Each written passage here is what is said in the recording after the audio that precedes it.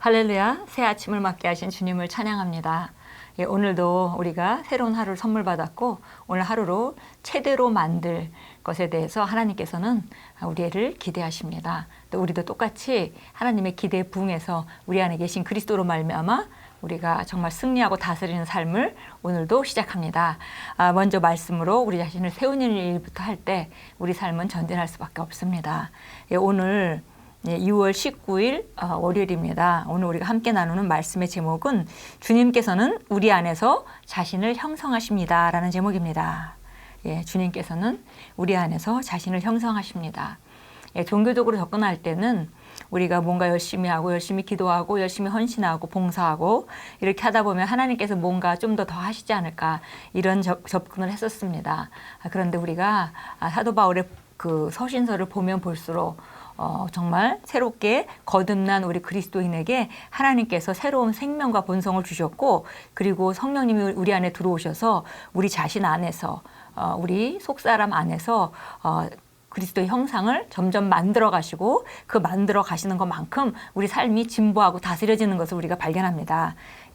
그래서 오늘 제목은 주님께서는 우리 안에서 자신을 형성하십니다. 우리 한번 잠언서 16장 3절 같이 읽어보겠습니다. 당신의 행사를 여호와께 굴려 보내십시오. 그것들을 그분께 완전히 맡기고 위탁하십시오. 그분께서 당신의 생각을 그분의 뜻에 일치하게 하실 것입니다. 그리하여 당신의 계획이 확립되고 성공할 것입니다. 우리가 잘 아는 이 성경 말씀은 보통 우리가 지금 오늘 읽은 것은 확대 번역본이고요. 원래 킹제임스 성경에 이렇게 나와 있습니다. 너희 일들을 주께 맡기라. 그리하면 너희 생각이 바로 서리라.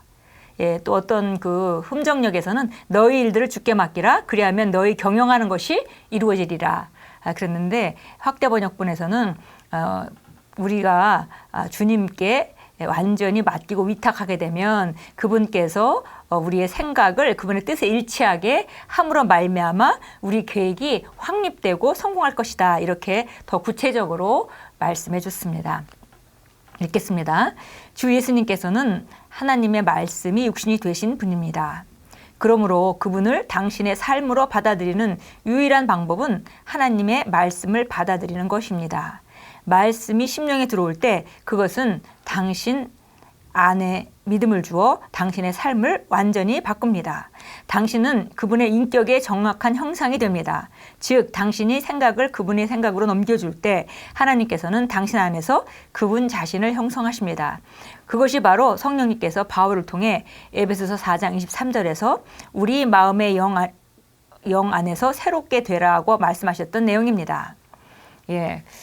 바로 우리가 말씀에 우리 자신을 양보할 때 그것은 우리 말씀 안에서 믿음을 주어서 우리 삶에 영향을 미치게 됩니다. 그것을 사도 바울은 4장 23절에서 에베소 4장 23절에서 우리 마음의 영 안에서 새롭게 되라고 말씀하고 있습니다. 로마서 12장 2절은 다음과 같이 말씀합니다. 너희는 이 세대를 본받지 말고 오직 마음을 새롭게 함으로 변화를 받아 하나님의 선하시고 기뻐하시고 온전하신 뜻이 무엇인지 분별하도록 하라. 마음을 새롭게 한다는 것은 자기 의견을 더 이상 고집하지 않고 그분처럼 생각하며 그분의 관점에서 봄으로써 일어나는 변화입니다.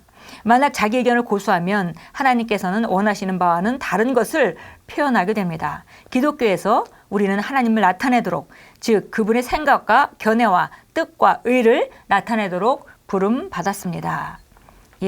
우리가 하나님이 우리를 바라보듯이 우리 자신을 보고 하나님이 세상을 바라보듯이 세상을 보고 하나님이 또 불신자를 바라보듯이 우리가 불신자를 보고 이렇게 된다는 것은 결국 하나님 말씀으로 그만큼 양보되는 것이고 자기 의견을 더 이상 고집하지 않고 하나님 말씀에 우리 자신을 내어주고 우리 생각을 새롭게 하는 것을 말합니다.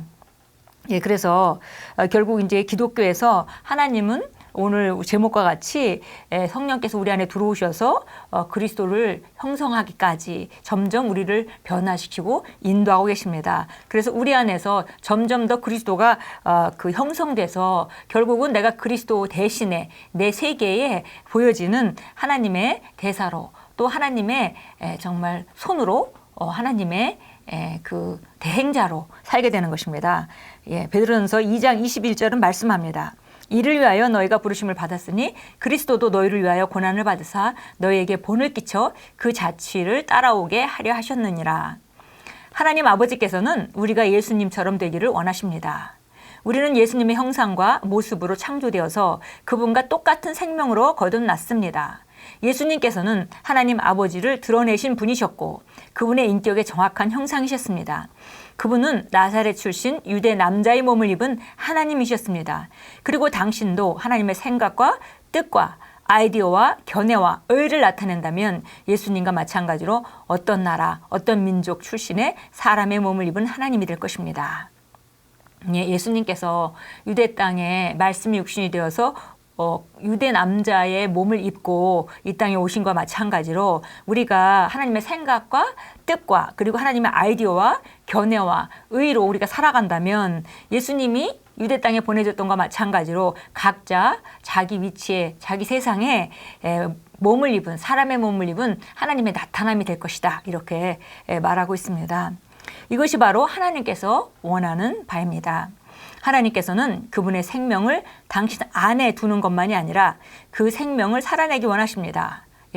하나님이 영생을 우리에게 주셨고요. 그 영생은 하나님의 생명입니다. 그래서 바로 하나님의 생명이 우리 안에 들어와 있는 것만 원하신 것이 아니라 그뿐 아니라 그 생명을 살아내고 나타내는 자로 우리에게 기대하고 계십니다.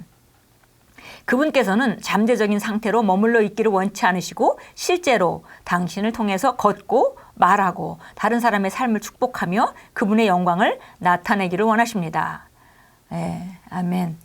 예수님을 통해서 하나님께서 그 하나님 자신을 그 땅에서 병자들에게 또 많은 군중들에게 제자들에게 나타냈듯이 이제 하나님께서는 우리 안에 하나님의 영생하는 생명, 주의 생명을 주실 뿐만이 아니라 그리고 그 생명의 놀라운 잠재력이 그냥 머물러 있는 것으로 만족하시는 것이 아니라 실제적으로 그 생명이 우리를 통해서 나타나고 우리를 통해서 말해지고 우리를 통해서 다른 사람을 축복하는 그렇게 하면서 그분의 영광을 나타내기를 기대하십니다.